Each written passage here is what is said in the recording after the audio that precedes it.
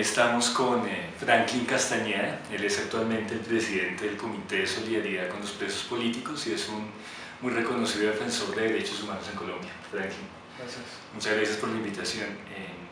Estamos viviendo un momento de muy fuerte persecución al movimiento social, detenciones a integrantes del Congreso de los Pueblos, detenciones a integrantes de la Marcha Patriótica y una serie de señalamientos que sin duda se enmarcan en lo que al parecer es una persecución al movimiento social. ¿Qué está pasando en estos momentos y usted cómo está viendo esa situación? Básicamente lo que estamos viviendo actualmente es la detención de personas vinculadas a movimientos sociales, pero a los cuales se les intenta indicar responsabilidades por una presunta vinculación a un movimiento insurgente. Hay un juego muy perverso en esto, y es que se está deteniendo personas y responsabilizándolas de actos que, si se quiere, son graves, de actos que llamaron muchísimo la atención, y se hace en un momento en el cual el país comenzó a llamar al gobierno nacional o a trazar un grito de mayor seguridad ante la zozobra que causaron una serie de hechos. Lastimosamente, cuando esto se ha dado, el gobierno colombiano, el actual, el anterior y quizás muchos anteriores, han recurrido al falso positivo, han recurrido al escándalo, han recurrido al llevarse por delante la vida y los derechos de quien sea, y más que todo han recurrido a la necesidad de garantizar una noticia que tranquilice a la ciudadanía y de ese paso que le brinde mayores garantías o mayores posibilidades de ejercer un gobierno tranquilo al gobierno de turno. Eso fue lo que se vivió en la época de Álvaro Uribe Vélez con las detenciones masivas, el clamor ciudadano por una lucha en contra de la insurgencia luego de que fracasan los diálogos del Caguán. Álvaro Uribe Vélez lo lleva un poco, este clamor lo lleva al poder, y él promete que va a acabar con la insurgencia en 6 meses, detiene más de 8.000 personas en 2 años, en detenciones masivas, en verdaderas redadas. Recordemos, más de 1.000 detenidos en 1 o 2 días en Arauca, 222 en Quipile, Cundinamarca, 156 en Colosó, y bueno, mandando el mensaje muy claro que tenemos un ejército, una policía y una fiscalía muy fuerte que es capaz de capturar a toda esta cantidad de guerrilleros o toda esta cantidad de bandidos. Luego, esa misma lógica se lleva al extremo de causar la muerte a ciudadanos inocentes, y tenemos más de 5.860 y tantas personas capturadas por el ejército, secuestradas por el ejército, llevadas a parajes rurales y asesinadas, y posteriormente siendo mostradas como muertos en combate. Esto tiene una sola lógica, y es poder demostrar que el Estado colombiano es eficiente en la lucha en lo que ellos llaman el terrorismo o en la lucha contra el insurgente.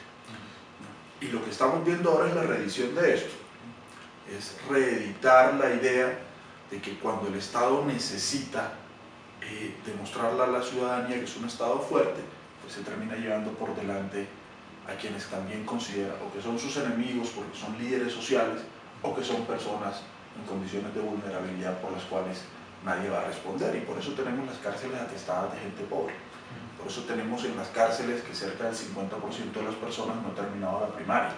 Por eso tenemos que en las cárceles colombianas tenemos principalmente jóvenes sin empleo y con bajos niveles de escolaridad. Es más fácil llevarse preso a estas personas que llevarse a los ladrones de cuello blanco que roban más y que deberían estar presos. Y en este caso, de los 13 personas, muchos de ellos del Congreso de los Pueblos, o de las personas de la Marcha Patriótica, o de los señalamientos que se han hecho contra otros movimientos sociales, lo que tenemos en últimas es un doble juego.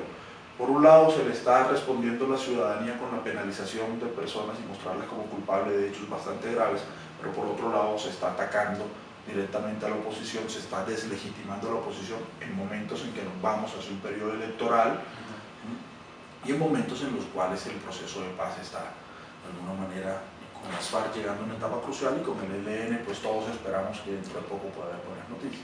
Pero además, Franklin, hay un tema que ha preocupado bastante, y es que también hay un ataque a los abogados defensores y a los defensores de derechos humanos. En concreto, los defensores de esas 13 personas capturadas han dicho que han sido víctimas de hostigamientos, de persecución, e incluso el director de la policía deslegitimó la defensa que está constitucionalmente reconocida y que es parte de las mínimas garantías constitucionales.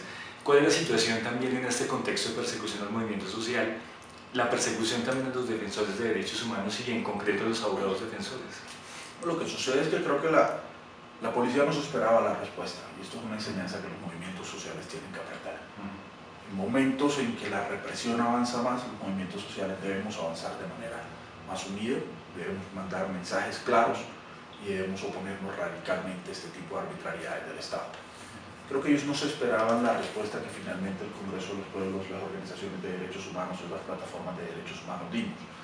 Cuando se encuentran con esta respuesta, lo primero que sucede es que se les comienza a caer la estantería. Ellos nos habían planteado que estas personas eran las culpables de los atentados de Porvenir. Recordemos que habían 15 personas detenidas. El vicefiscal, en una entrevista que tuvimos los dos en W Radio, planteó que a este proceso le faltaba la cereza al pastel y que había sido tan bien montado que ellos habían ido por 13 personas y habían capturado 15 porque a 2 los habían cogido con las manos en la masa, es decir, en flagrancia. Lo cierto es que esas son las 2 primeras personas que requisaron la libertad el mismo día, porque sencillamente no había nada contra esas personas. No nos explica cómo una investigación tan bien montada le sucede eso. Recordemos que el presidente había dicho: capturamos 11 terroristas, los culpables de la bomba de Porvenir pagarán por ello. Palomino lo dijo el general de Bogotá, el general Guatibonza. Y lo que termina ocurriendo después es que la defensa, las organizaciones de derechos humanos comienzan un poco a mirar el proceso y nos damos cuenta de lo que hoy es una gran realidad, que no la niega la Fiscalía, pero sí lo niega la policía, y es que esto no tiene nada que ver con las bombas de Porvenir. Como esto no tiene nada que ver con las bombas de Porvenir, la policía se ha visto atacada, la Fiscalía se ha visto atacada y les ha tocado salir, la Fiscalía entonces a responsabilizar a estas personas por rebelión y por terrorismo y salir públicamente a decir que estas personas igual tienen que ver con otras bombas y demás. Y la policía, lo ha dicho Guatibonza, dice: nosotros estamos seguros que son los de Porvenir. Es más, Guatibonza no, Palomino. Palomino salió diciendo en Blue Radio que era un problema de la Fiscalía si les daba o no el carnet del ELN a estas personas, pero él estaba seguro de que era del ELN, de que eran del ELN y de que eran los culpables de Porvenir. Lo cierto es que nada de eso está en la investigación, y como nada está en la investigación, y debido a la reacción de los movimientos sociales y de las organizaciones de derechos humanos que comenzaron también a llevar temas a los medios de comunicación, la policía se ha visto acorralada, ha tenido que salir también a responder con discursos lo que no ha sido capaz de llevar al proceso judicial. Y entonces, a partir de ahí, lo que tenemos es una gran cantidad de señalamientos del señor Palomino. Yo creo que una vez pase toda esta locura de audiencias, de más de 3 semanas de estar metidos en audiencias, nos vamos a pensar una serie de acciones jurídicas en contra de Palomino y en contra de la policía por los señalamientos que ellos han hecho. Y también sale un poco al ataque. No solo en el fútbol se aplica que la mejor defensa es el ataque, también en la política, y en la política se suele hacer demasiado, mucho más que en el fútbol de hecho. Y lo que sale a hacer Palomino es atacar a los abogados, es también a deslegitimar la base de apoyo que están teniendo estos muchachos, que parte de los abogados y la gente que está en el plantón. Entonces fíjate que pasan 2 cosas bastante llamativas. Sale una amenaza, que todavía no se sabe quién fue, amenazan al fiscal general de la Nación y dicen que van a poner una bomba en Palo Quemado, una amenaza que es ridícula, de gente que se hace llamar a sí mismos terroristas y que dicen que van a poner una bomba en Palo Quemado en solidaridad con los muchachos. Y por otro lado sale Palomino atacando a los abogados y se inventa una prueba, inventa un indicio que es el indicio de abogado. Como tienen tantos abogados es porque son culpables. Esto es ridículo. Esto es algo totalmente risible, y lo que vemos acá es un desespero muy fuerte de la policía por impactar en la opinión pública ante una pelea que iniciaron ganando pero que luego fueron perdiendo. Y estos no son los atentados de Porvenir. Y por último te digo algo rapidito, y es: si estos no son las personas culpables del atentado de Porvenir, ¿quiénes son? ¿Y por qué la policía no los ha encontrado? ¿Por negligente o porque los encubre? En esto el general Palomino debería dar respuestas, porque estas personas no están vinculadas a ese hecho. Entonces, por favor, respóndanos quiénes son, dónde están. Claro.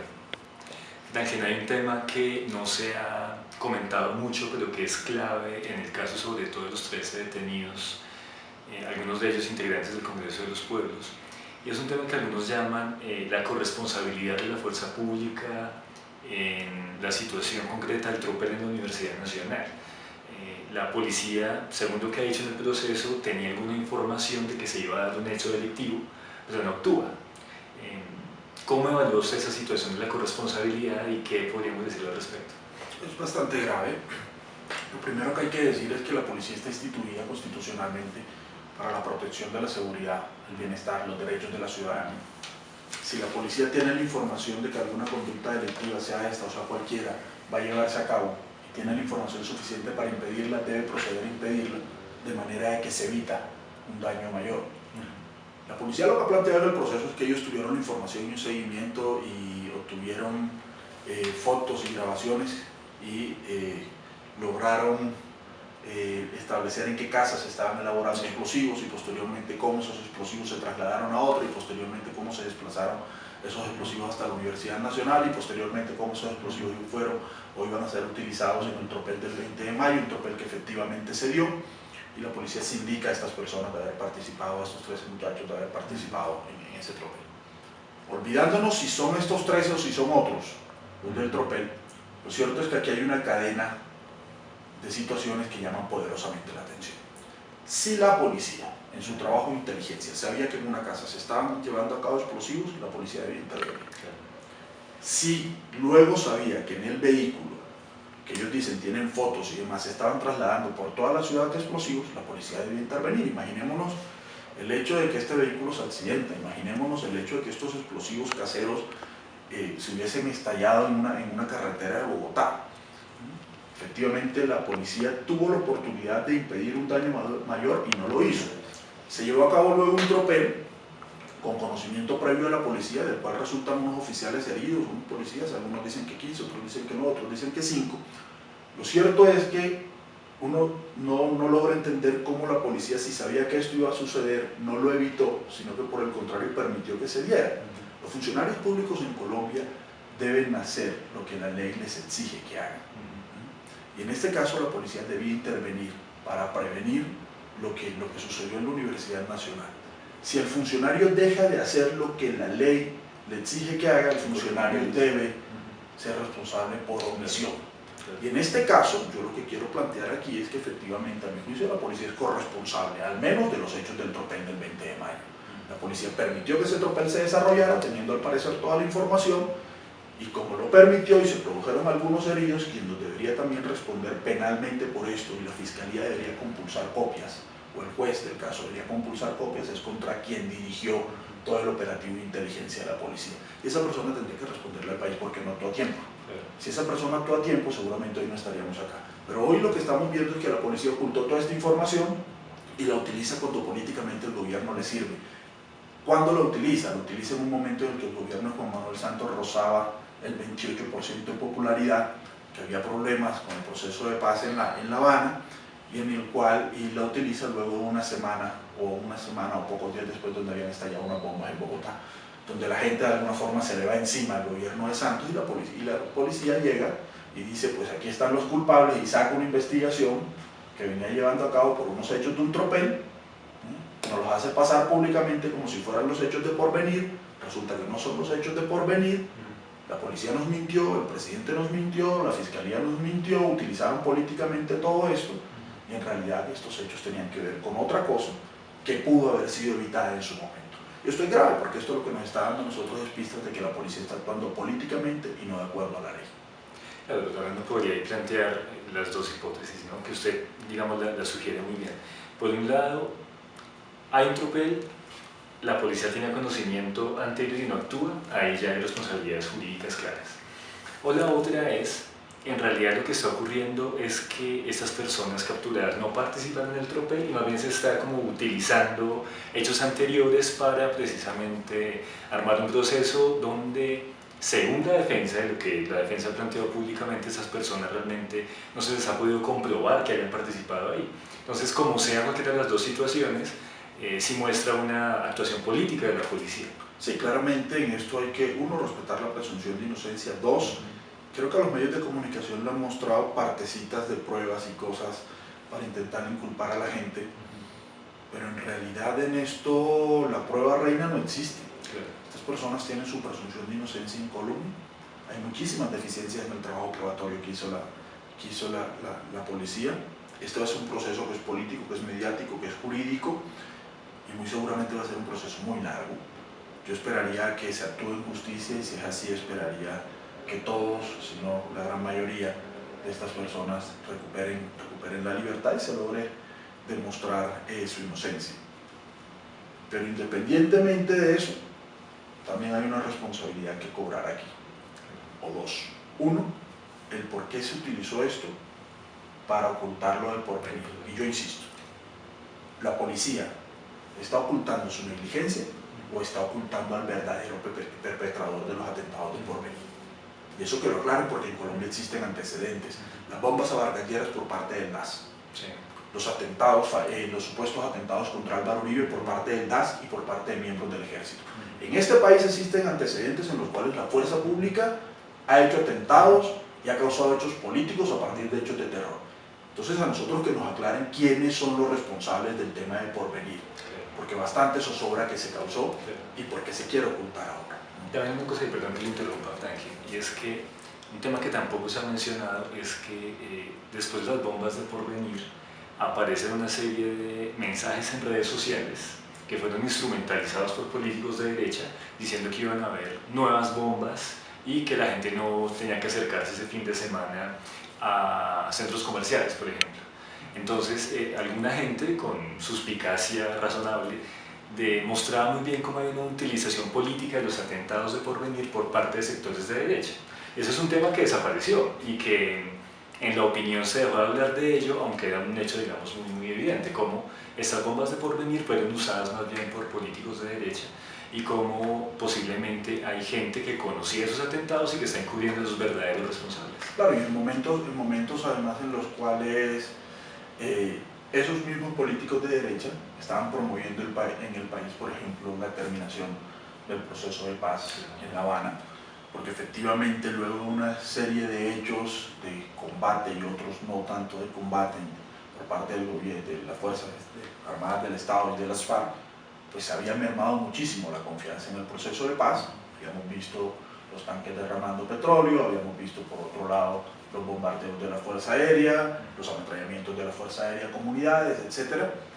Y lo cierto es que estábamos regresando a las etapas muy fuertes de conflicto armado, al menos entre las FARC y el Estado colombiano, y la confianza que existía en el proceso de paz había mermado muchísimo. O sea, ese era el momento ideal para que los violentos que quisieran atentar contra el proceso de paz y los sectores de ultraderecha que políticamente se han movido tanto en contra del proceso de paz hicieran una serie de acciones que pueden ser estas.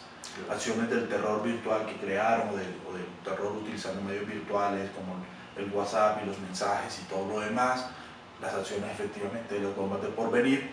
Y recordemos que días antes, de complemento, se había rumorado mucho sobre el hecho de un plan para atacar en Bogotá y demás. Esto se terminó un poco desvaneciendo luego de estas detenciones y también por el hecho político de que las FARC nuevamente anuncia un cese de hostilidades a partir del 20 de julio que acaba de pasar. Todo esto para decirles que algo extraño está pasando y las fuerzas de inteligencia del país o los organismos de inteligencia en el país están intentando hacer moñonas, están intentando llevar por delante al movimiento social que se opone políticamente, están intentando deslegitimar a las nuevas propuestas de los movimientos sociales que van a participar electoralmente en las próximas elecciones de octubre, se están intentando llevar por delante a los respaldos del proceso de paz y a la vez están intentando deslegitimar públicamente el proceso y las mismas políticas de seguridad que ellos en teoría deberían representar. Esto tiene cara de complot, pasarán algunos meses o incluso años y conoceremos quizás la verdad. Es posible que no, o que la conozcamos algunos porque los medios de comunicación no la manifiesten luego públicamente, pero lo cierto es que este es un hecho del cual debemos aprender muchísimo. Esto es un hecho que nos debe llamar la atención a que los movimientos sociales y las organizaciones de derechos humanos estemos muy al pendiente. Bien, Franklin, de verdad que muchas gracias por la conversación y esa es una muy buena conclusión, que algo raro está pasando. Muchas gracias. Muchas gracias a ti, Alejandro.